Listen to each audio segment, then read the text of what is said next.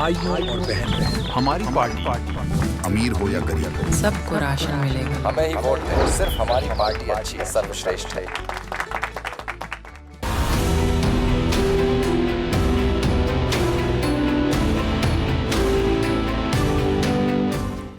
लोकसभा के इस चुनाव में कांग्रेस पार्टी और समाजवादी पार्टी एक साथ खड़ी हुई हैं। बसपा अकेली है और बीजेपी बहुत सारे छोटे बड़े दलों के साथ है। खास बात यह है कि पश्चिमी उत्तर प्रदेश में इस बार राष्ट्रीय लोकदल बीजेपी के साथ खड़ा हुआ है। तो ऐसे में क्या है 24 की चौपाल, इस चौपाल में जानेंगे जो मुरादाबाद के गांव में हैं। भाई साहब, क्या हालचाल चल रहा है चुनाव का? बढ़िया चल रहा था। कुछ और भी बताओ बढ़िया के अलावा।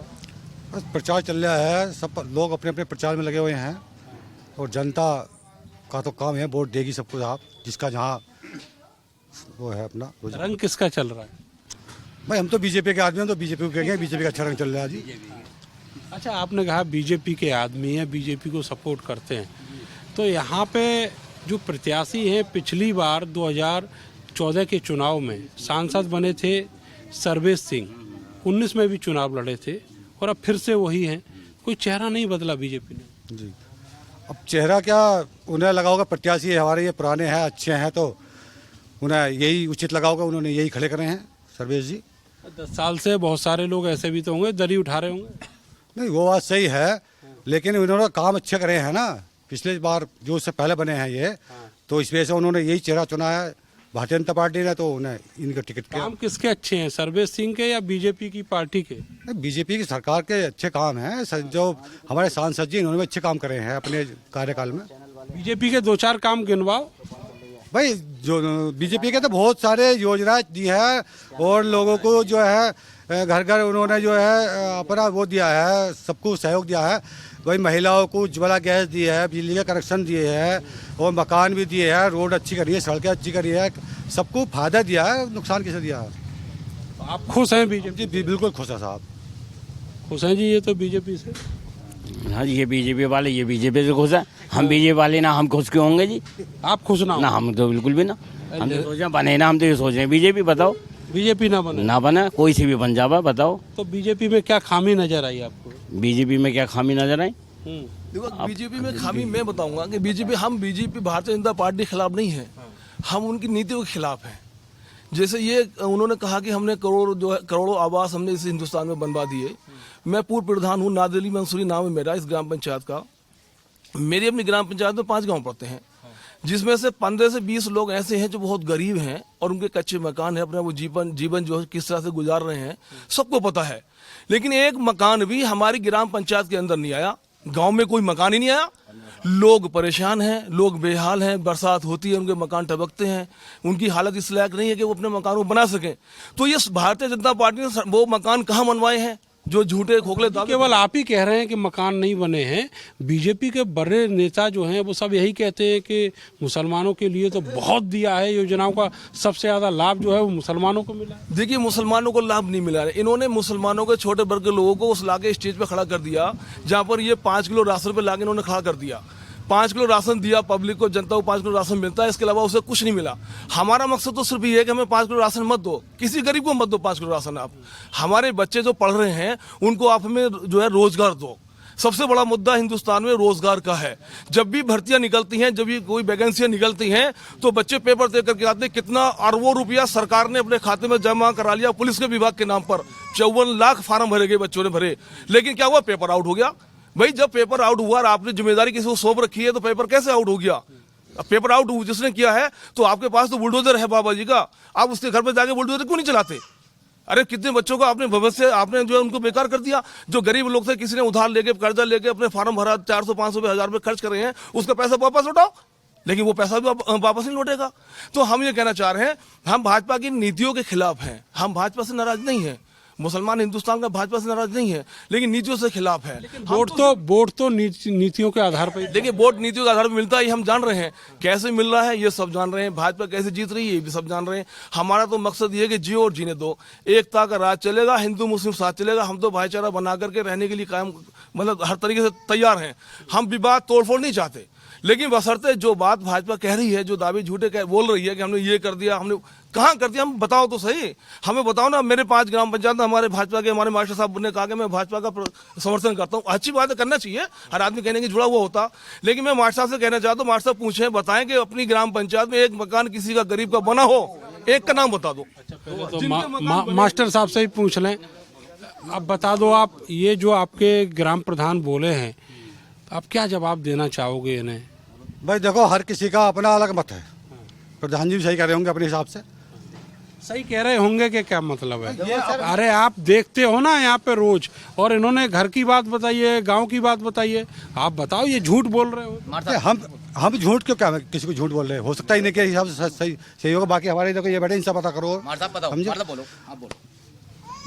जी भाई साहब, जी क्या पूछना चाहते बताइए। मैं कह रहा हूँ कि चुनाव को लेके बीजेपी का जो माहौल बता रहे थे अभी, तो उन्होंने बताया कि गरीबों के यहाँ तक जो सेवाएं हैं वो नहीं पहुँची। एक स्ट्रेटजी होती है सभी लोगों की, जिस नीति से जो लोग जुड़े हुए होते हैं। यदि मान लो सपोज कि मैं सपा से जुड़ा हुआ हूँ, बीजेपी से जुड़ा हुआ हूँ, या ये मेरे विपक्ष में किसी और पार्टी से जुड़े हुए हैं, तो वही चश्मा हमारे आगे लग जाता है। और ये किसी इनके साथ नहीं, प्रधान जी के साथ नहीं, सबके साथ, ये हमारे साथ भी, सभी के साथ है। मैं अपनी पार्टी की तारीफ करूंगा, उसका मुझे केवल एक पहलू दिखाई देगा जो अच्छा है, बुरा पहलू कहीं खो जाएगा। और विपक्ष है उसको सिर्फ उसका बुरा पहलू दिखाएगा, अच्छा पहलू खो जाएगा। अच्छा, आप दोनों पहलू बताओ। आप अगर बीजेपी को सपोर्ट कर रहे हैं तो आप दोनों पहलू बताओ। देखिए, जैसा इन्होंने बताया कि मकान नहीं मिला है, मेरे अपने ख्याल में 2 मकान तो मेरा कुड़ा मीरपुर में आए हैं। एक छोटे धोबी है और एक नेत्रपाल कश्यप में है। ये दोनों सिर्फ मेरे इसी से गांव में आए हैं, और बाकी 4 गांव और भी हैं। तो इतना ज़्यादा मैं मतलब एक राजनीतिक कार्यकर्ता तो होने के साथ घूमता रहता हूँ, पता नहीं है। लेकिन मुझे ऐसा लगता है जब कुड़ा मीरपुर में 2 आ गए तो शायद 2-4 और अन्य गांव में भी आए हूँ। बरवा वाला है, या शुक्ला है, या किशनपुर है। अच्छा, ये बताइए कि जो HT हसन और रुचि वीरा के बीच में अभी वो विरोध प्रदर्शन चल रहा है, झगड़ा हुआ टिकट के लिए, आपको क्या लगता है?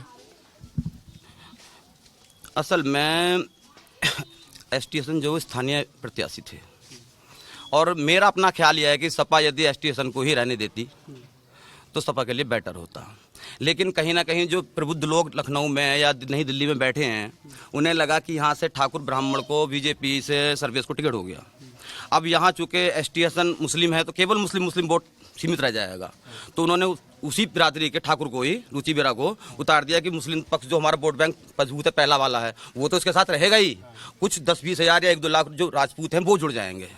जो मुस्लिम और ठाकुर है उसका कॉम्बिनेशन कहीं ना कहीं बनाना चाह रहे हैं। इसीलिए उन्होंने यहाँ का इंतजार किया था कि पहले सर्विस को टिकट दिया था, स्टेशन को टिकट क्लियर हो गया था। लेकिन जैसे ही सर्विस को टिकट क्लियर हुआ, रात में ही उसको बदल दिया गया और रुचि वीरा को लिया है। तो आपको लगता है कि सारा मुसलमान आ जाएगा रुचि वीरा?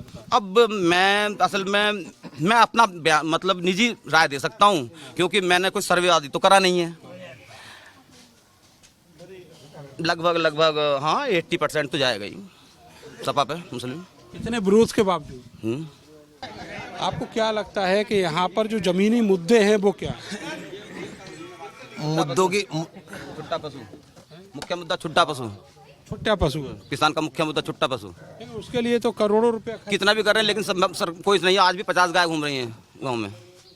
उससे नुकसान हो रहा है। ऊपर के स्तर पे कमी नहीं है, जो नीचे के स्तर पे जो आवंटन है ना, वहाँ क्रियान्वयन में संशोधन करने की आवश्यकता है। पैसा आ रहा है लेकिन जमीन पे नहीं आ रहा, यानी भ्रष्टाचार है। क्रियान्वयन उसका अच्छी तरह से नहीं हो पा रहा।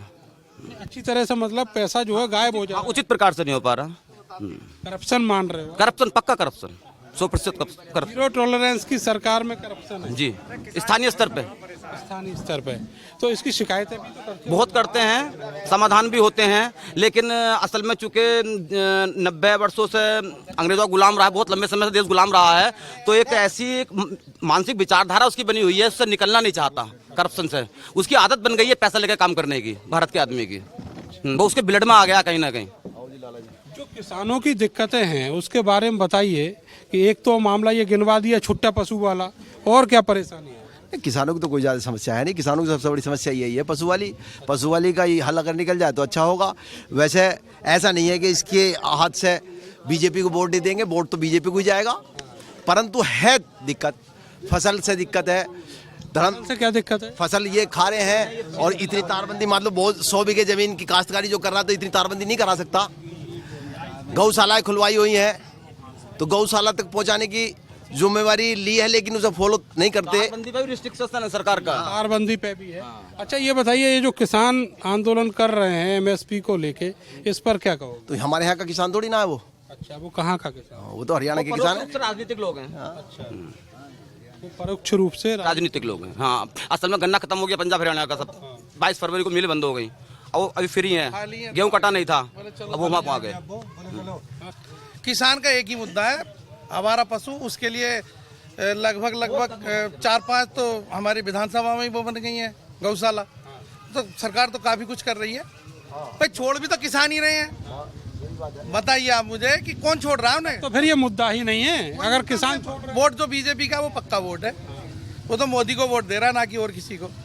कैंडिडेट से कोई मैटर नहीं है। भाई साहब बता रहे थे कि रुचिवीरा आई हैं, ठाकुरों का वोट रुचिवीरा आ जाओ, कोई एक भी वोट ठाकुरों का या जो बीजेपी का वोट है एक भी नहीं कटेगा। रुचिवीरा से तो कोई फर्क ही ना पड़ेगा। अच्छा वैसे कारण बताएंगे 2019 में क्यों कट गया था वोट? नहीं, वो जो बसपा का गठबंधन था और सबका गठबंधन था, अब गठबंधन अलग है। राष्ट्रीय लोकदल हमारे साथ है, मतलब भाजपा के साथ है। राष्ट्रीय लोकदल से कितना फर्क पड़ेगा? ज्यादा से ज्यादा पूरे सांसद में 30-40 हजार वोट बढ़ ही जाएंगे। सर्वेश जी के कम नहीं होंगे। अच्छा, जाट देगा वोट देगा? जाट 99%।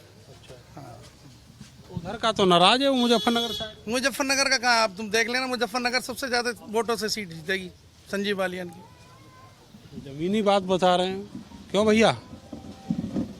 बाबा आप बताओ। तो क्या बताऊं मैं, ठीक है। बता रहे हैं कि सारे जाट जो हैं वो सब इकट्ठे हो गए जैन चौधरी के आने के बाद। तो जाट तो एक हो ही जावे सब, जाट एक हो जावे, सारे एक हो जावे। हाँ जाट जैसे कह रहे हैं एका बहुत है जाटों। जाटों में तो एक है ही, जाटों में बहुत एक है। ठाकुरों में भी है, कहीं ना जा रहा वोट कटने ना। ना जाटों में ज़्यादा है, जाटों में ज़्यादा है। तो ये गांव में चुनाव की हवा है और इस तरीके से जो लोग हैं वो चुनावी चर्चाओं के बीच अपने अपने प्रत्याशियों को जिताने में लगे हैं। मिलेंगे अगले लोकसभा क्षेत्र में, तब तक के लिए मुझे और मेरे सहयोगी सानू को दीजिए इजाज़त। नमस्कार। भाइयों और बहनों, हमारी पार्टी अमीर हो या गरीब, सबको राशन मिलेगा। हमें ही वोट दें, सिर्फ हमारी पार्टी अच्छी, सर्वश्रेष्ठ है।